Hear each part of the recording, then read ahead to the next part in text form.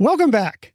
This is the 5th episode in the 7-episode Investor Pitch Deck Masterclass Mini-Series, where we're showing you how to create your investor pitch deck in 11 slides. If you're just joining us, make sure to go back to episode 1 in the series because every slide builds on the other. In this episode, we're covering your final 2 slides, your funding and summary slides. Let's jump into your funding slide. This slide is your ask. It tells investors exactly how much money you need to start, launch, or grow your business and what you'll do with it. And the good news? You already know the amount you need from building your financial model in slide 8. You've done the hard work. Now you're just presenting it clearly. Investors want to see you're asking for the right amount. Not too little, you'll run out and come back for more, and not too much, you haven't thought it through. They also want to see the money has a clear purpose tied to milestones. Remember your milestones from slide 6? Your funding ask should get you to those milestones with 3 to 6 months of runway left. Show investors exactly what you'll accomplish with their money. 3 things you need to have on this slide. Number 1, how much money you need in total. Number 2, what you'll spend it on. And number 3, where it's coming from. The layout for this slide should have the total at the top, a breakdown of major categories below, and your funding sources at the bottom. Note that maybe not all money will come from investors you're pitching. You might get some of the money from them and possibly get some of it from a line of credit or even grants. Pro tip, use a simple pie chart or bar graph showing percentage breakdowns. Visual beats a list of numbers every time. Here's what an example of this slide might look like. We're raising $500K. $200K for inventory and manufacturing, $150K for marketing and customer acquisition, $100K for 2 key hires, and $50K for operations. This gets us to 1,000 customers and $1 million in revenue by month 18. Notice how it ties the money to specific outcomes. That's what investors want to see. Your funding sources. When you're raising money, you have a few primary options.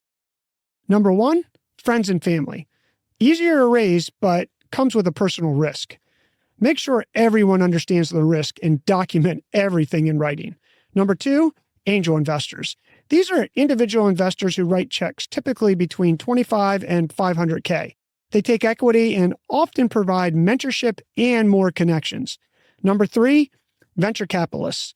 Firms that invest larger amounts, $500K to millions. They take equity and often a board seat. They expect high growth and a clear exit strategy. And number 4, bank loans.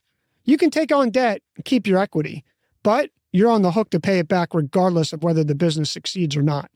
Banks typically want collateral and proven revenue. Each source has trade-offs. Think through what's right for your business, the stage you're in, and the growth goals you have. Here's what you'll do with this information now. When you're ready to build this slide, pull the total funding number from your financial model. Break it down into major categories. How much for inventory, marketing, salaries, equipment, operations. Then write down where the money will come from, how much you're putting in, how much you're raising, and from whom. Connect it to your milestones. What will this money accomplish? When will you hit profitability or your next funding milestone? Keep the slide clean and simple. Total at the top, breakdown in the middle, outcome at the bottom, then sources. That's it. Okay, here's where we stand. You have your elevator pitch. You set up the problem. You showed you have the solution. You know the size of your market and how you'll sell into it with your go-to-market strategy. You have your milestones and traction. You know your competition and how you compare. You have your financial model. You have your team. And now you have your funding ask. You have just one more slide left, your summary. This is where you bring it all together and leave the investors with a clear, memorable close that makes them want to write a check. You're finishing strong. Let's go to slide 11, your summary slide. Slide 11 is your summary slide. Here's the great news. You already have everything you need to put this slide together. Your summary slide is nothing more than a summary of each of your slides. It brings your whole business story together in one place. This slide serves 2 critical purposes. Number 1, investors just sat through 40 minutes of a fire hose of information. This jots their memory and ties it all together. And number 2, investors hear dozens of decks a week. And number two, investors hear dozens of pitches a week. Your summary slide is what they can use to take notes, to share with their partners, and for their Monday partners meeting where they share and talk about deals. Make this summary count. Here's how to lay out this slide. List 10 slides in their titles. For your elevator pitch, make it really short. That's why we talked about it needs to be less than 10 seconds.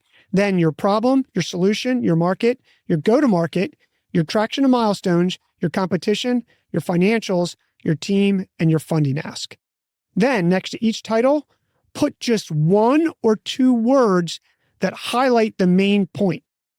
For each slide, ask yourself, what's the one thing an investor must remember? Problem, what hurts? Solution, what fixes it? Market, how big? Go-to-market, how? Traction and milestone, what proof? Competition, how are you better? Financials, what growth? Team, who? Funding, how much? Let's use Trevely as an example for you that we talked about in the earlier slides. We find files you know you have but can't find faster. Problem, files lost daily. Solution, proprietary algorithm. Market, 1.1 billion TAM. Go-to-market, viral coefficient of 1.4. Traction, 375K monthly recurring revenue, 20% a month growth. Financials, low burn.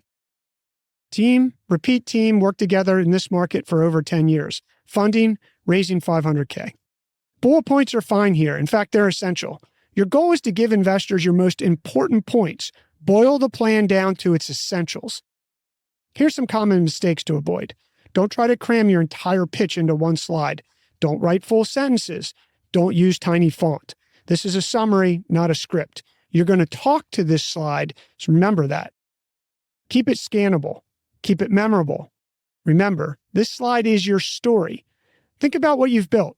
You've hooked them with the problem, proved you can solve it, showed the market is massive, demonstrated you're already winning, and told them exactly what you need. That's a fundable story. That's what gets checks written. Congratulations on making it this far. You have a complete, compelling investor pitch deck. So what's next? You completed all 11 slides, but having a great deck and knowing how to present it are two very different things. In the next episode, we're covering everything you need to know about presenting this deck to investors, how to format your slides, how to time your pitch, which is critical, and how to handle it when things go off script, because they will. Then, in the final episode, we're covering the 100 questions investors at some point in the due diligence process will ask you. You need to be prepared for these. We'll walk you through the categories and key examples. Then you'll be able to download the full list in the show notes. You're almost there. 2 more episodes, and you'll be ready to walk into any investor meeting with confidence. You're finishing this Investor Pitch Deck Masterclass strong. See you in the next episode.